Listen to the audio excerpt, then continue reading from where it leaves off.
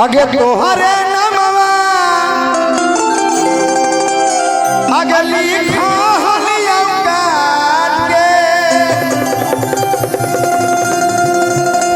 कोनो लइकवा लइकिया से कहत आगे बोले लेवा से करे जवा में गे हमने के मगे में कहल जाला तने देख ले मिलाई के चाय चुई करते तो मजा आता। मेहरारू मशीन के ज्यादा छुअल ना जाला, ज्यादा छुबो तो मेहरारू भड़क जाए, मशीनो भड़क जाए। हमने के मगही में कहावत कहल जाला जब मेहरारू के रहन सहन बिगड़ जाला त मर्दानवा कहले कि आगे नैहर के तो बिगड़ल है तो अब का सुधार देगे आ हम न रहब घरे तो हमर मैया से तू लड़बे गे। दिन भर तो सुना है कुंदन हीरा के गाना, उल्टी हमर मैया से बनवावो है खाना। बाप दादा के नाम की इज्जत माटी में मिलौले गे आ नैहर के तो बिगड़ल है तो अब का सुधार। अगर तोहरे नमवा लिखा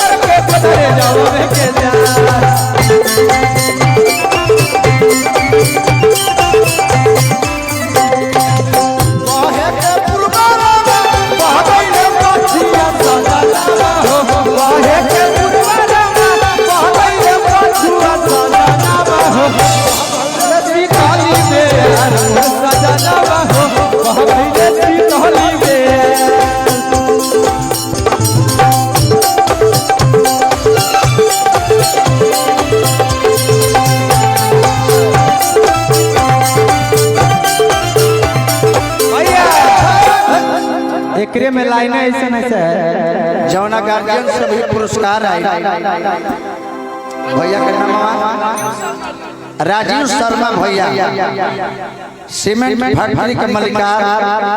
जनतन छेद नजर आवे तो जाम कर दे। देखो हम दूर तक ले आवाज न जाए तो ये भोजपुरिया दुअर्थी भाषा है। राजीव भैया के हार्दिक स्वागत करम जौना झोली से पुरस्कार मिलल है तू झोली भर जा। भगवान से राजीव भैया यही प्रार्थना करम कि रउआ के बगली में गुलरी के फूल गिर जाओ, वही में फरत रहो आ झरत रहो आ गुड्डू हलचल के पॉकेट भरत रहो आ देखे वाला देख के जरत रहो।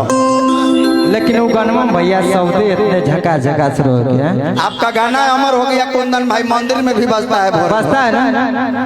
अगर कि तू चली जाई भी तो जी नहीं पाईबो, अके करा से जान गेरा तू घर बाती आईबो।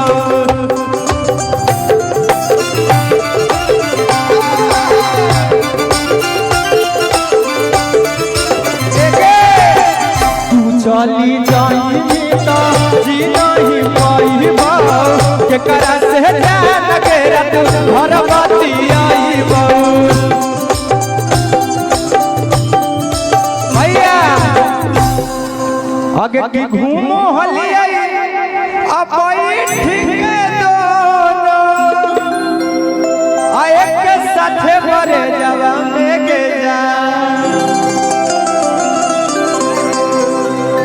हमारो के ले चल ससुरारिया, अरे की बात आबर कर के गोदारे जवा में के जा। प्यार है, पैसा कोई बड़ी चीज नहीं है। प्यार दे लो, हंस के दे लो, ये काफी है।